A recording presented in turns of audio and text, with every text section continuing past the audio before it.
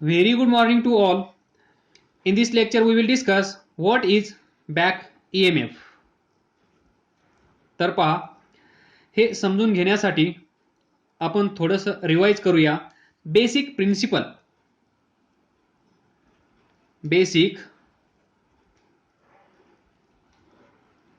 Principle of electric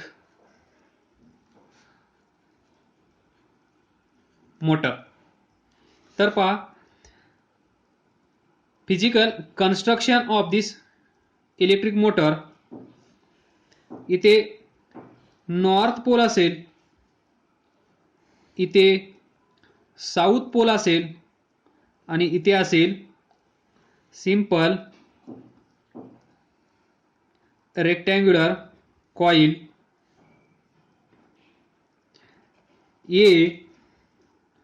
इथे ए घ्या, बी, C, D.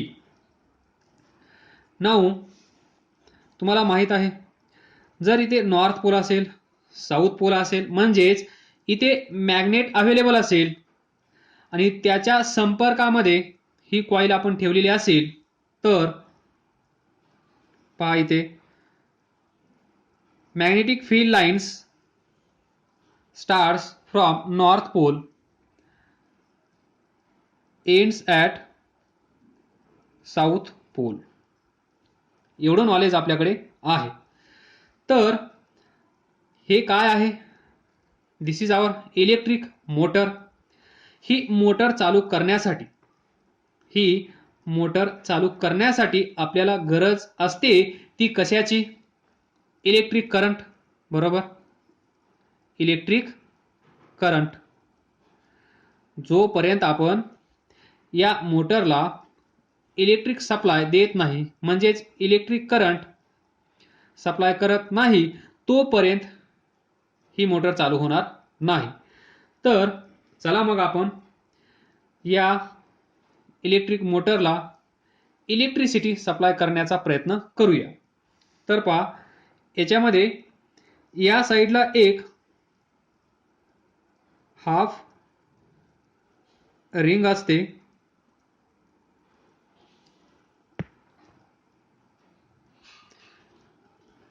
या साईडला अशीच एक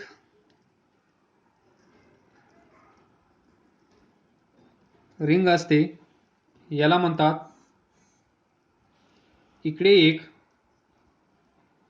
आणि त्याच्या अपोजिट साईडला एक, याला म्हणतात कम्युटेटर.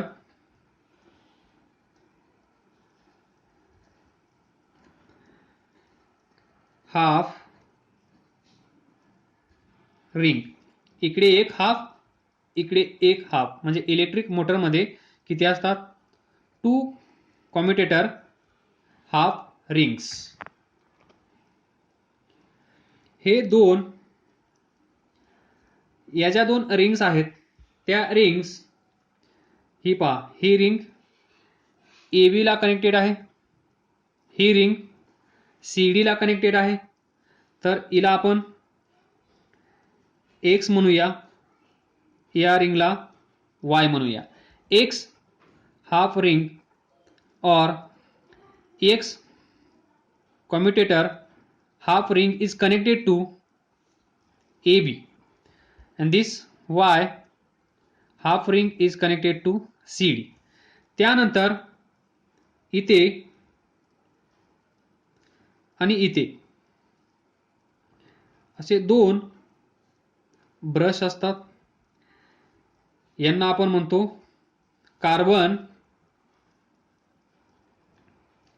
ब्रश. बरोबर. नंतर या कार्बन ब्रशला इथे अशा प्रकारे आपण electric current, that is electricity, supply करत असतो. Positive terminal, negative terminal. तर पहा, इथून करंट निघेल, सांगण्याची गरज नाही.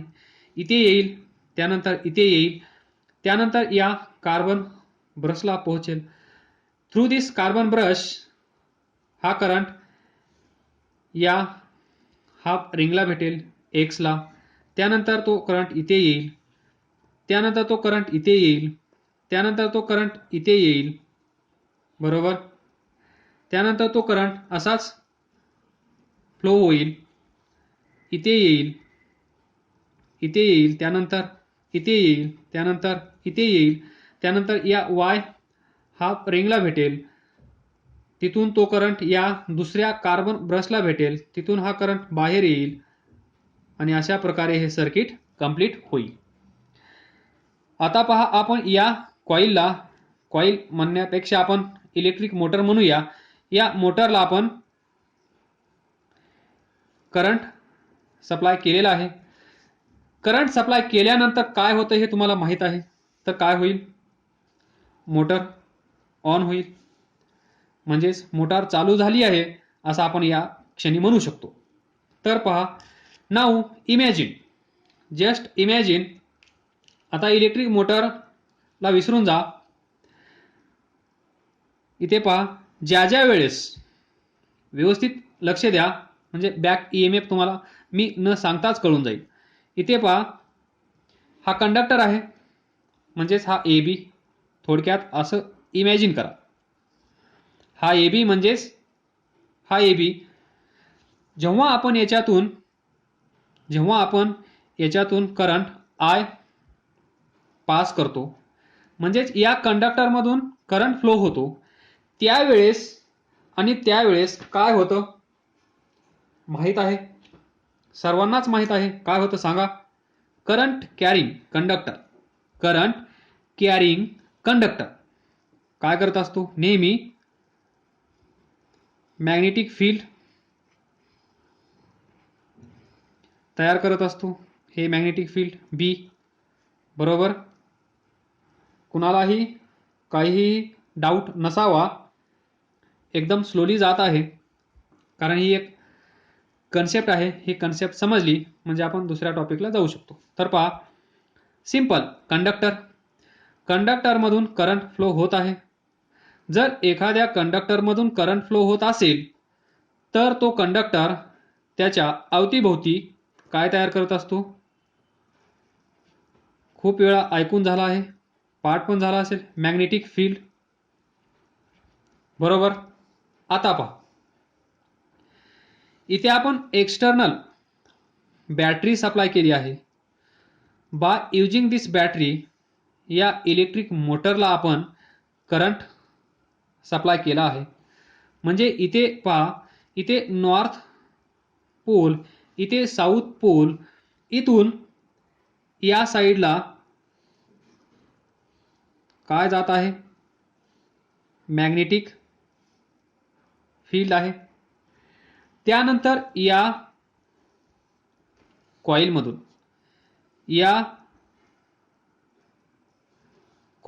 म्हणजे ही कॉइल एकच आहे, या कॉइलच्या या साईडला आणि या साईडला, म्हणजेच थ्रू AB, नंतर BC, नंतर CD असा आपण करंट पास केला आहे. ज्या ज्या वेळेस कंडक्टरमधून करंट फ्लो होतो त्या वेळेस हा कंडक्टर मॅग्नेटिक फील्ड तयार करेल की नाही, बरोबर. आता तुमच्या लक्षात आला असेल थोडंसं. आतापर्यंत आपण या दोन सिच्युएशन अलग अलग वेगवेगळ्या एक्सप्लेन करत होतो, पण या दोन्ही गोष्टी आता एकाच वेळेस आपल्या समोर आल्या आहेत. तर थोडंसं तुम्हाला परेशानी होईल, पण सिंपल आहे. पहिलं नॉर्थ साऊथ आले, म्हणजेच मॅग्नेटिक फील्ड लाईन्स आल्या फ्रॉम नॉर्थ टू साऊथ. त्यानंतर त्या फील्डमध्ये आपण एक रेक्टँग्युलर कॉइल ABCD ठेवली. त्यानंतर या कन्स्ट्रक्शनला आपण म्हणलो इलेक्ट्रिक मोटार आहे. इलेक्ट्रिक मोटर चालू करण्यासाठी आपल्याला करंट सप्लाय करावं लागेल. मग करंट सप्लाय करण्यासाठी ही आपण एक्स्ट्रा अरेंजमेंट केली. अरेंजमेंट केल्यानंतर इथे बॅटरी अटॅच केली, करंट सप्लाय केला. तर करंट सप्लाय कसा झाला, बॅटरीतून निघाला, कार्बन ब्रशला भेटला, त्यानंतर याला P म्हणा, या साईडचा Q म्हणा, P पासून X ला भेटला. X काय आहे, commutator, half ring, P carbon brush. अशा प्रकारे हा करंट इथे गेला आहे. परत इकडे रिटर्न जर्नी सुरू झाली आहे आणि तो करंट बॅटरीला परत पोहोचला आहे. तर पहा, ही सिच्युएशन तुम्हाला माहित आहे. Current carrying conductor always produces magnetic field. हे मॅग्नेटिक फील्ड नंतर करंट कॅरिंग कंडक्टरने प्रोड्यूस केलेलं मॅग्नेटिक फील्ड, या दोन मॅग्नेटिक फील्डचा इंटरॅक्शन होतं आणि इंटरॅक्शन झाल्यामुळे हे मॅग्नेटिक फील्ड या दोघांचं इंटरॅक्शन होतं आणि इंटरॅक्शन झाल्यामुळे काय होतं, ही कॉईल रोटेट होते. तर हे पण तुम्हाला माहित आहे. या कॉईलमधून करंट जात आहे या डायरेक्शन मध्ये, बरोबर. डायरेक्शन ऑफ करंट तुम्हाला माहित आहे. मॅग्नेटिक फील्डची डायरेक्शन तुम्हाला माहित आहे. तर AB वर फोर्स एक्झर्ट होत असेल due to this magnetic field, तर हा फोर्स पण तुम्ही सांगू शकता कुठल्या डायरेक्शन मध्ये आहे. By using Fleming's left hand rule. तर पहा, this is our left hand. By using this left hand rule, we can determine the direction of force exerted on this side AB or side CD, or simply we can say force on this coil. तर पहा, हा law Fleming यांनी दिला आहे म्हणून त्याचं नाव आहे Fleming's left hand rule for the direction of force. तर डाव्या हाताला आपल्या 5 बोटे असतात, सर्वांना माहित आहे. 1 2 3 4 5. तर त्यामध्ये 1 2 3 first second third, thumb, index किंवा 4 फिंगर, त्यानंतर सेंटर फिंगर, या 3 फिंगरला अशा प्रकारे अरेंज करायचं की ते 3 फिंगर्स एकमेकांना परपेंडिक्युलर असले पाहिजेत. तर पहा, हा left hand,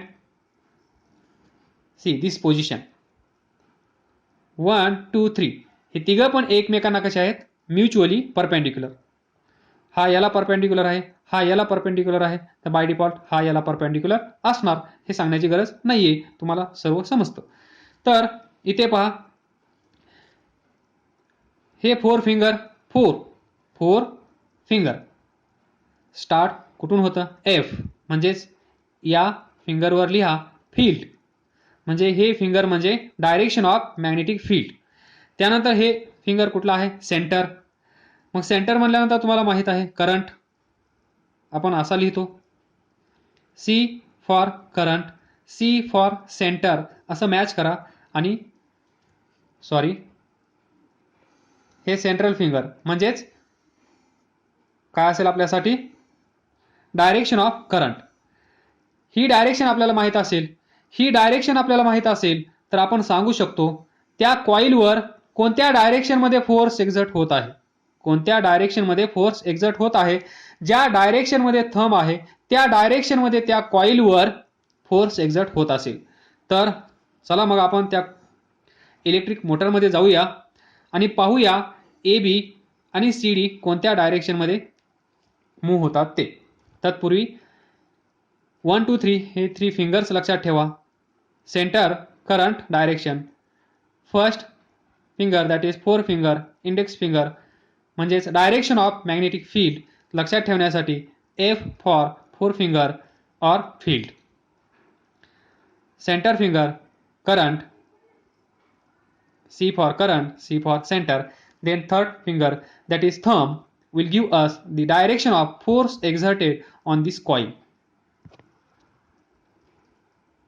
Now see here 1 2 3 एकमेकांना परपेंडिक्युलर, म्युच्युअली परपेंडिक्युलर. त्यानंतर तुम्हाला माहित आहे direction of magnetic field left to right आहे, म्हणजे या फिंगरचं टेन्शन आपलं मिटलं. त्यानंतर पहा करंटची डायरेक्शन कशी आहे? ए टू बी आहे. कशी आहे? ए टू बी आहे. पण इथे सेंटर फिंगर कसा आहे? बी टू ए आहे. मग ए टू बी करण्यासाठी काय करावं लागेल? हा लेफ्ट हँड मला असा 180 डिग्रीमधून रोटेट करावा लागेल. तर पहा त्यावेळेस थंब कुठे जात आहे? Downward. First finger, forefinger, index finger in the direction of magnetic field. This centre finger is in the direction of current. त्यावेळेस डायरेक्शन ऑफ थंब म्हणजेच डायरेक्शन ऑफ मोशन. तर simply it is not possible to me to rotate through 180 degree. तर तुम्ही imagine करा, या फिंगरला जर आपण 180 डिग्रीमधून rotate केलं, म्हणजे ही डायरेक्शन आता सध्या अशी आहे.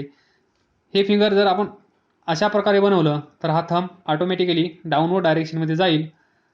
बरोबर? तर ते तुम्ही फिरवून पहा असं. त्यावेळेस हे फिंगर असं झालं पाहिजे. त्यावेळेस थंब डाऊनवर्ड डायरेक्शनमध्ये जात आहे. त्याच वेळेस या साईडला पहा, सी डीमध्ये डायरेक्शन ऑफ करंट कशी आहे? या डायरेक्शनमध्ये आहे, downward from C to D. तर इथे एकदम सोपं जाईल माझ्यासाठी. तर पहा, डायरेक्शन ऑफ मॅग्नेटिक फील्ड म्हणजे हे फिंगर, त्यानंतर डायरेक्शन ऑफ करंट म्हणजे हे फिंगर, त्यानंतर थंब पहा अपवर्ड आहे. बरोबर? म्हणजे ही साईड डाऊनवर्ड डायरेक्शनमध्ये जात असेल, ही साईड अपवर्ड डायरेक्शनमध्ये जात असेल, तर आता पहा इथे असेल आपला शाफ्ट. बरोबर? ही साईड वर जात आहे, ही साईड खाली जात आहे, ही साईड वर, ही साईड खाली. तर पहा ही कॉईल, सॉरी व्यवस्थित दिसतं, ही कॉईल पहा. या साईडला फोर्स कसा आहे? अपवर्ड. या साईडला फोर्स कसा आहे? डाऊनवर्ड. तर काय होईल? डाऊनवर्ड म्हटल्यानंतर ही साईड खाली जाईल, ही साईड वर येईल. तर पहा अशा प्रकारे ही कॉईल रोटेट होईल. आलं लक्षात? म्हणजेच आपण इथे डायरेक्शन दाखवू शकतो. Direction of rotation of coil. बरोबर? Direction of rotation of coil कशी आहे? Anti clockwise direction. आलं लक्षात? तर इथे आहे मिलाप दोन मॅग्नेटिक फील्डचा. एक मॅग्नेटिक फील्ड जे हे मॅग्नेट तयार करेल, एक दुसरं मॅग्नेटिक फील्ड जे करंट कॅरिंग कंडक्टर तयार करत असतं, हे आपल्याला माहीत आहे. बरोबर? तर कन्फ्युजन नसावे. त्यानंतर पहा, ज्यावेळेस ही कॉईल प्रत्येक वेळेस रोटेट होत राहील, तर इथे पहा गॅप आहे. ही हाफ रिंग आणि ही हाफ रिंग, या दोन रिंगमध्ये इथे असा गॅप आहे. व्यवस्थित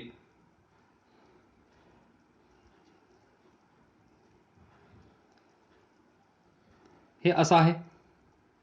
ही वाय, ही एक्स. इथे असेल कार्बन ब्रश, इथे असेल कार्बन ब्रश, इथे असेल आपलं सर्किट. आणि ही कॉईलची साईड इथे कनेक्टेड असेल, ही याला कनेक्टेड असेल ऑलवेज. तर काय होईल इमॅजिन करू शकता का? इथे पहा, ज्यावेळेस ही कॉईल रोटेट होईल थ्रू 180 डिग्री, किती? 180 डिग्री. तर पहा ही कॉईल आहे A B C D, A B C D. इथे पहा A B C D, A B C D. ही कॉईल अँटी क्लॉकवाईज डायरेक्शनमध्ये फिरत आहे. मग या कॉईलला आपण अँटी क्लॉकवाईज डायरेक्शनमध्ये फिरवूया.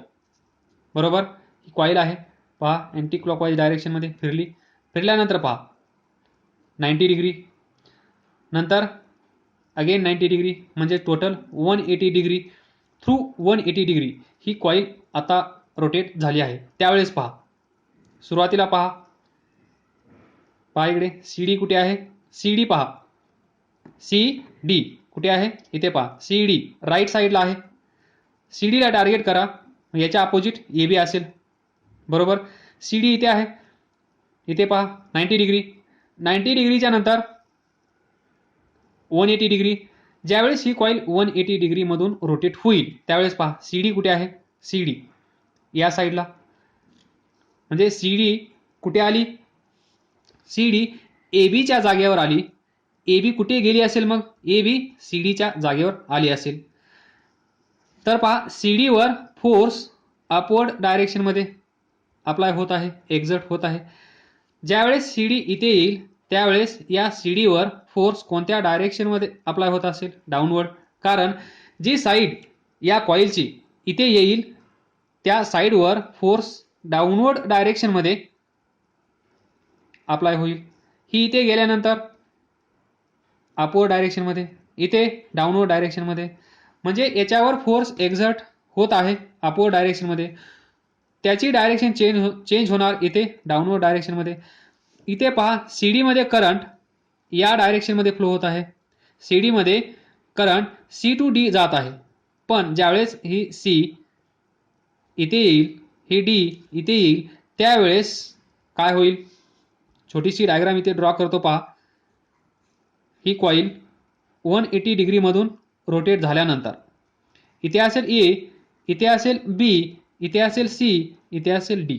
तुम्हाला माहीत आहे या इलेक्ट्रिक मोटरमध्ये जी साईड इथे असेल त्याच्यावर फोर्स डाऊनवर्ड डायरेक्शनमध्ये अप्लाय होतो, याच्यावर अपवर्ड डायरेक्शनमध्ये अप्लाय होतो.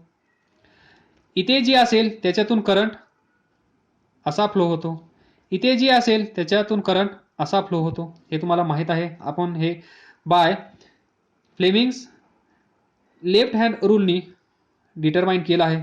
तर पहा सी डीमधून सुरुवातीला करंट कसा फ्लो होत होता? From C to D. ज्यावेळेस 180 डिग्रीमधून रोटेट झाली त्यावेळेस ही ओरिजिनल नाव सी कसा आहे? From D to C. आलं लक्षात? सुरुवातीला फ्रॉम सी टू डी, त्यानंतर 180 डिग्रीमधून ही कॉईल रोटेट झाल्यानंतर करंट कुठून कुठे जाऊ लागला? From D to C. म्हणजेच डायरेक्शन ऑफ करंट चेंज होत आहे.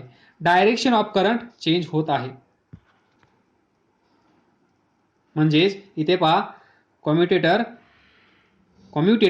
हाफ रिंग जी क्यूच्या संपर्कात आहे सुरुवातीला, ती म्हणजेच वाय क्यूच्या संपर्कात आहे. 180 डिग्री रोटेशन कंप्लीट झाल्यानंतर वाय पीच्या संपर्कात येईल, एक्स क्यूच्या संपर्कात येईल, म्हणजे पूर्ण चेंज होईल. आलं लक्षात? म्हणजे जी साईड इथे येईल त्याच्यातून करंट असा फ्लो होईल, जी इथे येईल त्याच्यातून करंट असा फ्लो होईल. मग ती ए बी असू द्या किंवा सी डी असू द्या. बरोबर? बी सीवर फोर्स एक्झर्ट होणार नाही कारण ती पॅरलल आहे. एडी वर फोर्स एक्झर्ट होणार नाही कारण ती मॅग्नेटिक फील्डला पॅरलल आहे. जशी बी सी मॅग्नेटिक फील्डला पॅरलल आहे त्याचप्रमाणे एडी पण मॅग्नेटिक फील्डला पॅरलल आहे. त्यामुळे यांच्यावर कुठल्याही प्रकारचा फोर्स एक्झर्ट होणार नाही. या दोन्हीवर फोर्स एक्झर्ट होईल. मग ही कॉईल रोटेट होईल. रोटेट झाल्यामुळे त्यांची जागा चेंज होईल. जागा चेंज झाल्यामुळे त्यांच्यातून फ्लो होणारा करंट त्यांची डायरेक्शन चेंज होईल. आणि डायरेक्शन चेंज कशी होईल तर पहा. आता इमॅजिन करा सी डी ही साईड पूर्ण राईट साईड, सी डी दिस वाय क्यू फिक्स असेल, सी डी आणि हे वाय कुठे जातील? या साईडला जातील. या साईडला गेल्यानंतर ते कुणाच्या कॉन्टॅक्टमध्ये येतील? पी कार्बन ब्रशच्या. पी कार्बन ब्रश कुठे टच आहे? Positive terminal of battery. इथून करंट निघत आहे, इथे भेटत आहे. जो पण इथे येईल, मग तो एक्स असू द्या किंवा तो वाय असू द्या, जो इथे येईल त्याला ही बॅटरी प्रसाद देईल. मग एक्स आला, एक्सला प्रसाद दिला, वाय आला, वायला प्रसाद दिला. म्हणजे इथून करंट फ्लो असा होत राहील. मग सी डी इथे आल्यानंतर सी डी मधून असा करंट फ्लो होईल. ए बी आल्यानंतर परत ए बी मधून असा करंट फ्लो होईल. आलं लक्षात? म्हणजेच डायरेक्शन ऑफ करंट चेंज होत आहे. आणि हेच काम आहे या कॉम्युटेटरचं, जो की हा डीसी जनरेटरमध्ये पण तुम्हाला पाहायला भेटेल. एसी जनरेटरमध्ये हा तुम्हाला पाहायला भेटणार नाही. तर पहा एक पोझिशन मी तुम्हाला काढून दाखवतो. ही झाली अशी, ज्यावेळेस कॉन्टॅक्ट ब्रेक होईल म्हणजे X to Y, Y to X. Y आता क्यूच्या कॉन्टॅक्टमध्ये आहे, एक्स पीच्या कॉन्टॅक्टमध्ये आहे. हे रोटेट होत असताना एक सिच्युएशन अशी येते पहा. हे जे कार्बन ब्रश आहेत ते मी थोडे वेगळ्या प्रकारे काढतो, या डायरेक्शनमध्ये काढतो. तर पहा ही या साईडची हाफ रिंग, या साईडची ही हाफ रिंग आणि हा कार्बन ब्रश जो इथे बॅटरीला अटॅच केलेला असेल. हा इकडचा carbon brush, positive negative, current इथून येईल इथे येईल. तर पहा ज्यावेळेस अशी कॉईल असेल, कॉईलची पोझिशन असे असेल, त्यावेळेस पहा हा याच्या कॉन्टॅक्टमध्ये नाही आहे. हा कोण आहे? वाय. हा एक्स. ना वाय कुणाच्या कॉन्टॅक्टमध्ये, ना एक्स कुणाच्या कॉन्टॅक्टमध्ये, सर्वजण अलग अलग आहेत. ही एक पोझिशन येते, त्यावेळेस डायरेक्शन त्या करंटची चेंज होते. पहा याच्यामधून सी टू डी आहे. ज्यावेळेस रोटेशन होईल त्यावेळेस सी डी इथे येईल, डी इथे येईल, सी इथे येईल. त्यावेळेस इकडून येणारा करंट इथे पहा, करंट सप्लाय होणार नाही. करंट इथे आला, थांबला. करंट इकडून इकडे जाण्याचा थांबला. तर हे सर्किट ब्रेक झाला असं आपण म्हणू शकतो. ब्रेक झाल्यानंतर ही कॉईल अशी रोटेट होत आहे, हे इकडे रोटेट होत आहे. तर हा आता वाय याच्या कॉन्टॅक्टमध्ये येईल काही वेळानंतर. दिस वाय हाफ रिंग याच्या कॉन्टॅक्टमध्ये येईल. म्हणजेच वाय आफ्टर एव्हरी 180 डिग्री हा याच्या, त्याच्यानंतर पुढच्या 180ला परत हा इकडे, परत हा इकडे, असंच हे सायकल, हे चक्र असंच चालू राहील. डायरेक्शन चेंज कधी होईल त्याचं हे सर्किट छोटंसं. इथे पहा आता करंट याला पोहोचत नाहीये, याला पण पोहोचत नाही. त्यावेळेस याच्यामध्ये करंट नसेल, याच्यामध्ये करंट नसेल. ही कॉईल, ही साईड म्हणजेच हा वाय याच्या कॉन्टॅक्टमध्ये येईल, एक्स याच्या कॉन्टॅक्टमध्ये येईल. म्हणजेच याच्यामध्ये करंट असा फ्लो होईल नंतर, जो अगोदर या डायरेक्शनमध्ये होता, सी टू डी. त्यानंतर हा डी इथे येईल, सी इथे असेल, तर पहा करंटची डायरेक्शन डी टू सी. इथे सी टू डी, इथे डी टू सी चेंज होत आहे आफ्टर 180 डिग्री. बरोबर. म्हणजेच in short after half revolution, after half revolution. आणि हेच तुम्हाला सर्व पाहायला भेटेल डीसी जनरेटर मध्ये. Now we will discuss this Lenz law. तुम्हाला माहित आहे Lenz law, E is equal to minus D phi by D T for 1 turn. तर पहा या ए बी मधून करंट फ्लो होत आहे. करंट फ्लो झाल्यामुळे ते मॅग्नेटिक फील्ड तयार होत आहे. पण तुम्हाला हे पण माहित आहे, ज्यावेळेस एखादा कंडक्टर मॅग्नेटिक फील्डमध्ये मोशनमध्ये येतो, बरोबर, नॉर्थ साऊथ हा कंडक्टर या मॅग्नेटिक फील्डमध्ये अपवर्ड म्हणा किंवा डाऊनवर्ड म्हणा मोशनमध्ये आला. इथे डायरेक्शन ऑफ मॅग्नेटिक फील्ड अशी आहे, लेंथ या कंडक्टरची एल आहे, बी इंटू एल इंटू वर येण्याचा किंवा डाऊनवर्ड डायरेक्शनमध्ये जाण्याचा स्पीड व्ही, वर असेल तर हा व्ही, डाऊनवर्ड असेल तर हा V into V is equal to E. म्हणजेच याच्यामध्ये हा ए असेल, बी असेल, इकडे आपण गॅल्व्हनोमीटर जॉईन केला तर हा डिप्लेट होईल ज्यावेळेस हा कंडक्टर मोशनमध्ये असेल त्यावेळेस. म्हणजे पहा तिसरा थर्ड ट्विस्ट येत आहे. फर्स्ट माहीत आहे, सेकंड माहीत आहे, थर्ड आता आला आहे बी एल व्ही. हे आपण भरपूर वेळा डिस्कस करून झाला आहे. जेव्हा जेव्हा हा कंडक्टर मॅग्नेटिक फील्डमध्ये मोशनमध्ये येतो तेव्हा तेव्हा याच्या अक्रॉस EMF तयार होतं ई, आणि ते असतं equal to B L V, where B is magnetic field इथे अवेलेबल असणार, एल या कंडक्टरची लेंथ, व्ही हा वर जात असेल तर वर जाण्याचा स्पीड, खाली जात असेल तर खाली जाण्याचा स्पीड तुम्हाला माहित आहे. आणि इथेच अजून बी एल व्ही हे तिघे पण एकमेकांना कसे असले पाहिजेत, म्युच्युअली परपेंडिक्युलर. तर याच गोष्टीचा फायदा घेऊन आपण इथे अजून एक थर्ड ट्विस्ट आणणार आहोत, आणि तो थर्ड ट्विस्ट म्हणजेच बॅक EMF. तर पहा याच्यातून करंट फ्लो होत आहे, याने मॅग्नेटिक फील्ड तयार केलं, त्याच वेळेस हा इथे मोशनमध्ये येत आहे, बरोबर.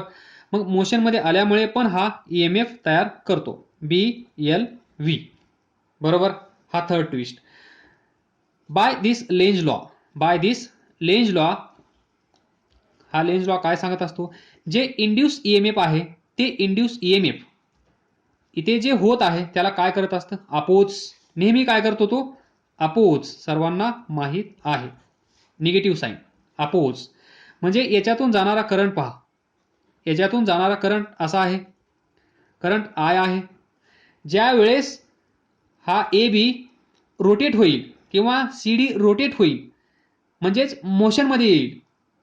इकडून आपण करंट सप्लाय केला, इथे मॅग्नेटिक फील्ड आहे, याचा मिलाप झाला, मिलाप झाल्यानंतर ही मोटर चालू झाली, मोटर चालू झाल्यानंतर ही जनरेटर सारखं वागायला लागली. जनरेटरचं काम काय असतं, एक्सटर्नल मेकॅनिकल एनर्जी आपण देतो, बाहेरून टर्बाईनचा यूज करून ही कॉईल फिरवतो, ही कॉईल फिरवल्यानंतर आपल्याला करंट भेटतो.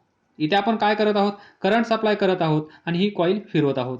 पण जनरेटरमध्ये काय असतं, या साईडला एक सिस्टम असतो, मेकॅनिकल सिस्टम, त्या सिस्टमचा यूज करून आपण ही कॉईल फिरवतो आणि ही कॉईल फिरल्यानंतर ही कॉईल मोशनमध्ये येते आणि मोशनमध्ये आल्यानंतर ही ईएमएफ जनरेट करते आणि ही ईएमएफ म्हणजेच आपण इलेक्ट्रिसिटी जनरेट झाली असं म्हणत असतो प्रत्येक वेळेस, बरोबर. तर ते पण इथे आहे. म्हणजे या मोटरमध्ये जनरेटर ऍक्शन पण आहे. कोणती ऍक्शन, जनरेटर ऍक्शन. ज्यावेळेस ही कॉईल फिरते, कॉईल फिरते फिरते फिरते म्हणजेच काय, जनरेटर. म्हणजे इथे अजून एक ईएमएफ तयार होईल आणि ते ईएमएफ असेल याच्या अपोजिट डायरेक्शन मध्ये. तुम्हाला माहितच आहे induce EMF bye Lenz law. Lenz law म्हणजे काय, इन्क्रीज होत असेल तर डिक्रीज करणं, डिक्रीज होत असेल तर काय, इन्क्रीज करणं. तर इथे पहा करंट आहे, करंट याच्यातून बॅटरी ऑन केल्यानंतर याच्यातून करंट इन्क्रीज होईल.